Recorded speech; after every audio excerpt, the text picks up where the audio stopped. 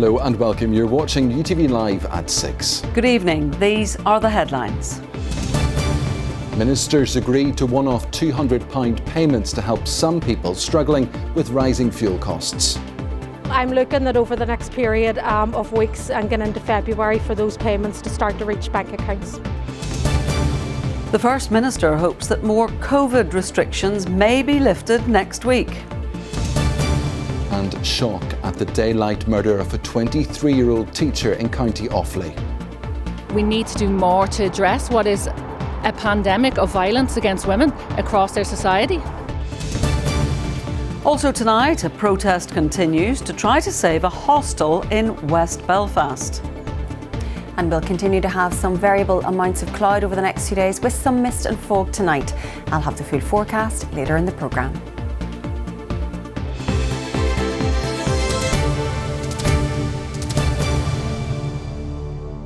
More than 250,000 people in Northern Ireland are set to receive £200 to help pay rising energy bills. The Energy Payment Scheme has been agreed by ministers after a meeting of the Stormont Executive. It will cost £55 million in total and will only support people who are receiving benefits. The Sinn Féin Communities Minister Deirdre Hargey hopes that people will receive the one-off payments by next month. However, other parties say that more needs to be done to also help those who are not on benefits. Our political correspondent Vicky Hawthorne has more. Vicky, can you explain exactly who will be eligible for these payments? Yes, Rose, 281,000 people across Northern Ireland will receive this one-off payment of £200 as part of this Energy Payment Support Scheme. Ministers here at Stormont, they agreed that this scheme should go ahead following a meeting earlier. The Finance Minister, Conor Murphy, has agreed to provide the £55 million worth of funding that the scheme is going to need. Specifically, those who will be eligible. It will be for anyone who has been claiming one or more means-tested benefits in the last month. So that would include pension credit, universal credit, income-related employment and support allowance, job seekers allowance or income support. And the Communities Minister, Deirdre Hargey, who has now responsibility for this scheme, she says she hopes the payments will be made once legislation for this scheme is passed here at Stormont. You don't have to apply, there'll be no application process, it'll be an automatic payment. Obviously, I just got the permission today from the executive that I'm the department that will take the lead on making those payments. I now have to lay draft affirmative legislation that gives me the power to do that. So as soon as I can get that done, we're engaging with the Department of Work and Pensions, who will manually make these payments in their computer systems. And I'm hoping that I can get these done as quickly as possible. I'm looking at over the next period of weeks and getting into February for those payments to start to reach bank accounts. And Vicky, the Minister has suggested that she may ask for more money. Yes, that's right. In the last week, we've also seen the opening of a £2 million emergency or crisis fuel payment scheme for people. However, the Minister acknowledges that that scheme has been under real pressure because of the demand that it is seeing, the amount of people who are trying to access that scheme, and also because of a cap, a limit on the number of people who are being able to apply for it on a daily basis. And she has suggested today that she is looking for ways to extend that scheme and potentially to ask the Department for Finance for more money for it. Now, there's been quite a mixed reaction to today's announcement. Well, generally across the board, there has been a good welcome, a good response to this £200 payment for families, those who are on low income, a recognition that those families particularly are going to be struggling over these number of weeks and over the winter months. However, other political parties, including the SDLP, the DUP and the Ulster Unionists, are also calling for more support for families that potentially are not claiming benefit and who are also struggling, and that's something that's echoed by the National Energy Action Group. While 55 million has to be good news, we need that out now. Families are struggling. We're in homes at the moment where simply people are disconnecting from their electricity and gas due to these increases. And it is a one-off, so there needs to be an urgent strategy for Northern Ireland. We need to establish a task force to get people into the room to see how we can help support people, because £200 is great, but everybody's not going to get that £200.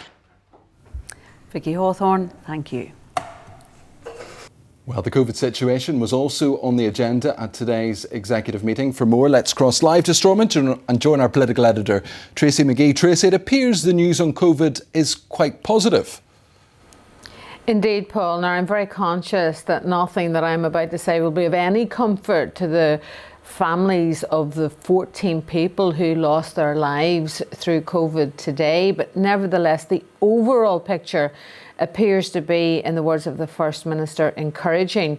What ministers were told today is that the number of cases has reduced dramatically.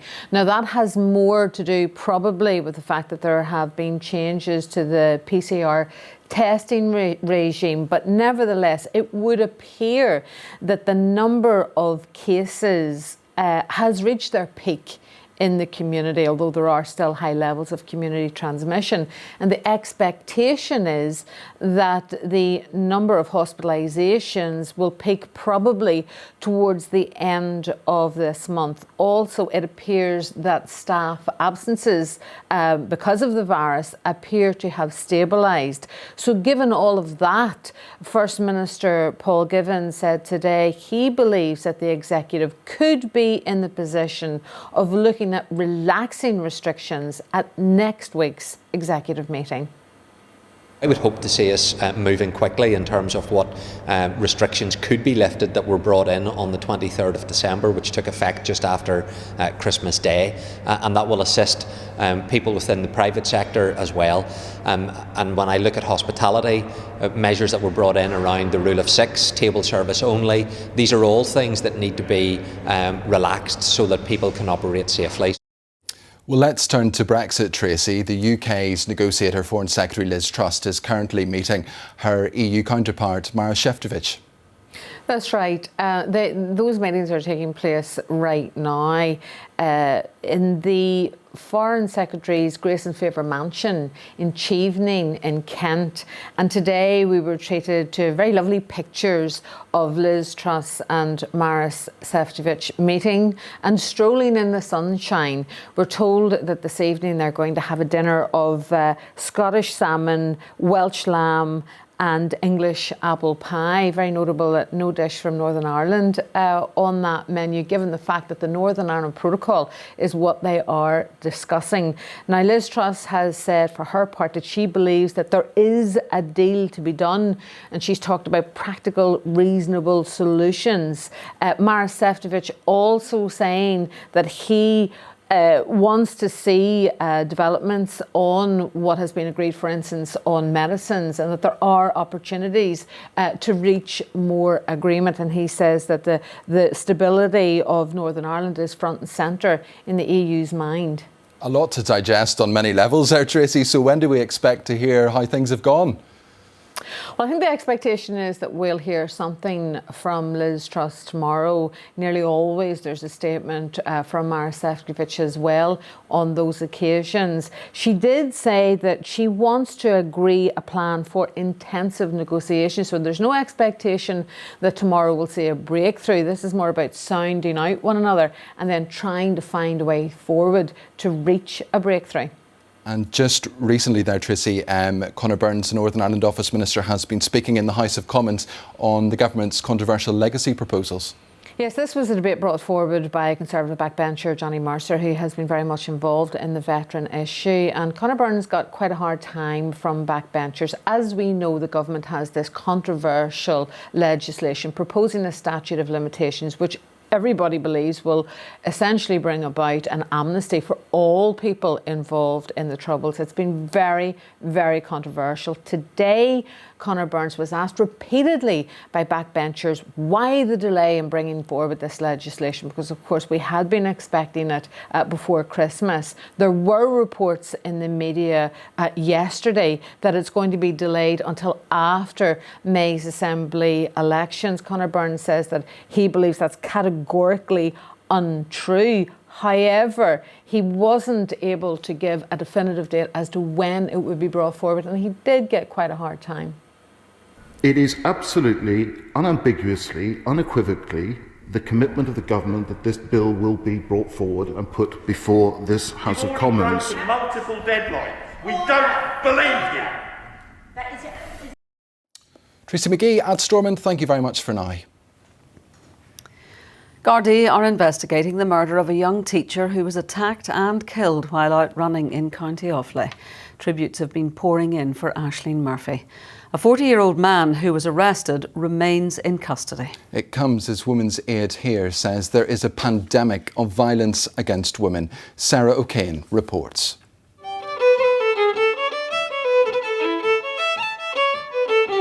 This is Aisling Murphy, a talented musician and much-loved teacher, murdered by a stranger as she simply went for a run.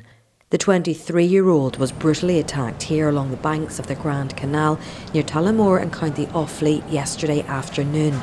Despite efforts to save her, she died from her injuries at the scene. No stone will be left unturned in bringing this perpetrator of this crime to justice. As part of our investigation to date, we've arrested a 40-year-old male, and this person is currently detained at Tullamore Guard Station. I would like to add that we continue to retain an open mind in this investigation, and I would like to appeal to the public for their assistance in that regard. This is devastating news, the very violent and horrific killing of Aisling Murphy. My heart goes out to her parents, to her family, to the children she taught, and to the wider community.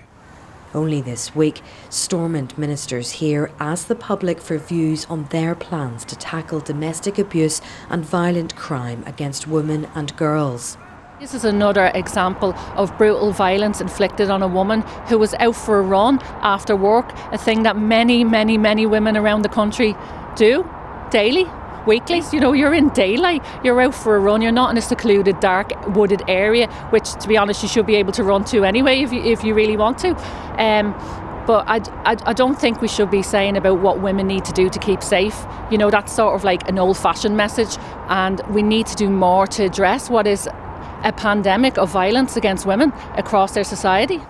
Politicians here have expressed their anger. Deputy First Minister Michelle O'Neill, in a tweet, said the whole country is shocked and devastated at the horrific murder. Violence against women and girls must be stopped. Over 50 Gardaí are working on the investigation. Detectives believe at this stage it is a random attack and the killer did not know the victim. They say it was carried out by one man who acted alone. Aisling Murphy pulled on her trainers to go for a run after work. She was attacked, killed, and never made it home. It's a murder that will once again make many women think twice about what they do and where they go. Sarah O'Kane, UTV Live. A protest to save a West Belfast homeless hostel from closure is continuing this evening. Staff, residents and community representatives who are occupying the site said it's vital the women's only facility remains open. Trish Moses feels safe at Regina Celli House and is worried about having to move. I've been here since the 1st of November. I came in and the girls have just been amazing to me. I mean, I've had a lot of trauma in my life and they're there 24/7 for you. I mean, you don't feel like a burden when you talk to them. They talk to you like you're one of their sisters. Staff have been told the women's hostel will close next month. They've now begun an around-the-clock protest at the West Belfast site. It's vital because it's only a women's hostel in Northern Ireland. Also, people come here to feel safe. These gates, believe it or not, play a big part in this hostel. Well, we're taking the action of standing up for the residents and standing up for the work and the support that we give the girl and the work that's needed to support these women. The 21-bed facility currently has a small number of residents. It's believed the owner, the Legion of Mary, wants to close the building because it requires significant repairs and maintenance. The union Unite now wants the public sector to step in. We are on day 2 here now. Things should be moving. There should be offers of people coming up here, speak to these women, speak to the staff, understand the impact that the closure of this hostel would have on not only the residents that live here but also on the staff that work here. Local representatives met with Department for Communities officials this afternoon. It's a private organisation who own the building. That said, it does receive public funding via the Housing Executive. I have been engaging with the Housing Executive, as have my officials, over the last while. My priority at the moment is to ensure that services to the women who need it there are continued, that we continue to support those women.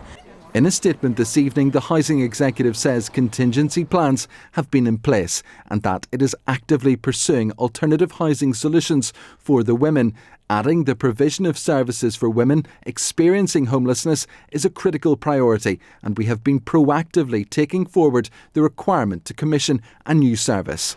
In the meantime, this protest continues. A County Antrim man who has been battling bowel cancer from the age of 24 has urged other men not to ignore the symptoms of this deadly illness. Neil Walsh, who is currently working for the UN in Nairobi, spoke to our health reporter Deborah McAleese about his 2-decade journey with cancer and how he won't let it define his life. Well, I won't back down. I should be dead many, many times over. Won't back down. Waking up every morning's a pretty good outcome. If you met Neil Walsh on the street, you would have no idea how close to death he has come. This is what cancer has done to his body over 20 years. I think because I've been genuinely close to death on a number of occasions, and I've had conversations in hospital where the doctor said, this might be it tonight. The next 24 hours, we don't know how this is going to go. Neil was just 24 when he was diagnosed with bowel cancer in 2006. After surgery and treatment, he was cancer-free. But in 2017, the cancer was back, and he had to accept that he might not survive. My wife and I had that plan for if it comes back and if it had spread and if. And there's even, I only saw this last night. I was doing some work from my parents' house, and on my laptop from work there's a folder which is only if I die. And I hadn't seen it for ages, and it's videos where I say goodbye to my wife and kids. Because if there's one good thing out of this, it's probably the wrong word, but lots of people who die from something don't get to know in advance. And I know with the treatment that I have to have, or if it's a big operation, there's some really high risk around it, and if you get the chance to say goodbye in advance, then I'd rather take that opportunity, but it's no fun recording those. Men, particularly young men, can be quite reluctant to go forward to their doctor. How important is it for them to go and see the GP if they have any sort of symptoms at all? So true. I mean, I ignored this for 4 years. Listen to your body. Don't be an idiot like me, right? I am an idiot. I'm incredibly lucky to have survived, but I shouldn't have done. Neil is currently cancer-free, but suffers from cancer-related health complications. Despite this, he continues to live life to the full. I recognise the cancer could come back. Well, I won't back down. I've got to do the best I can with my life in the time that I have. No, I won't back down. Prince Andrew has had all his military titles and royal patronages stripped. It includes his status as Colonel-in-Chief of the Royal Irish Regiment. The Duke of York will also stop using his style, His Royal Highness, in an official capacity. It comes after the ongoing controversy surrounding Andrew's alleged links to convicted paedophile Jeffrey Epstein. Judges have confirmed that a barman's legal bid to overturn his conviction for murdering boxer Eamon McGee Jr. in West Belfast will be heard later this month. Uncertainty surrounds Oran Kuka's attempts to secure legal representation in his appeal. In May 2015, the 39-year-old pleaded guilty to carrying out the murder of 22-year-old Mr McGee, who was his estranged wife's new boyfriend. He is currently serving a minimum 14-year sentence for the killing. He now claims that he was forced into making admissions without proper access to an interpreter. No cases of bird flu have been detected in Northern Ireland for at least 3 weeks. Officials have updated Stormont's Agriculture Committee on the situation. They praised the efforts of those in the poultry industry to improve biosecurity and warned that the risk hasn't gone away. Well, still to come on the programme, we meet Penny, the brave French bulldog who has overcome abuse but is on the mend. Striking a chord with teachers as the Ulster Orchestra launches a series of wellbeing events. And in sport, it's one giant leap towards cup success. So do stay with us.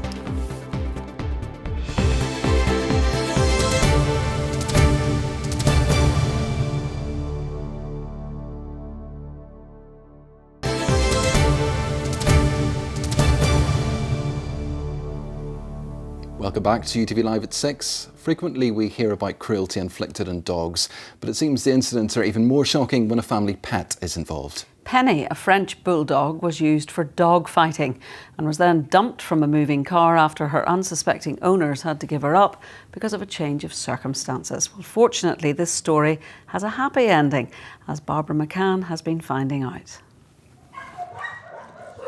6 months after being used as bait for other dogs to maul, this little 4-year-old is on the mend, safe in the hands of people who love her. She's one I'll always remember. When she came in that day, we actually sat in nursery wrapped in a blanket and we all cried. We all cried at the sheer injustice that somebody had done to her, that they had put her through that. And I mean, still with that, she sat on my knee that day wrapped in a blanket and she licked me on the face as I sat and cried. And we thought, you know what, she's just wonderful. She really is. What's known about Penny is that she began life with a loving family, but a change of circumstances meant they had to let her go. Unfortunately for the French bulldog, she ended up in the wrong hands, and a year later, dashcam footage recorded her being dumped from a car. A vet later confirmed she'd been used in a dogfight. Just look at this cute little girl here. Look at those big brown eyes. How could anyone be so cruel to this little one? That's the question being asked here. Often makes us wonder how anyone could want to hurt. You know what it's like, we step on our dog's foot and they cry and you're so sorry for doing it and so apologetic, and yet there's other people that go out there and hurt them intentionally. Despite her trauma and neurological issues which affect her back legs, she remains an affectionate pet, ready for that special forever home. Oh, she's wonderful. She's the most loving, affectionate. She's a darling. She's so sweet-natured. And it's wonderful to think that with what she's been through, that she doesn't she doesn't bear grudges. She's wonderful. She loves the volunteers. She's a really happy, settled girl. She's so happy here and so loved. All of her dogs are. It's about finding that perfect home that we want more for her. So when the right family comes, she'll go home, and until then, she's here safe with us. Barbara McCann, UTV Live, Moira. Lovely wee dog. Now, the pandemic has brought many challenges along the way. Yes, and as we know, those challenges are being felt in schools right across Northern Ireland. At St Malachy's College Chapel on the Antrim Road, teachers and staff were offered some downtime for a rather special musical performance. We sent our reporter Kitty Andrews along.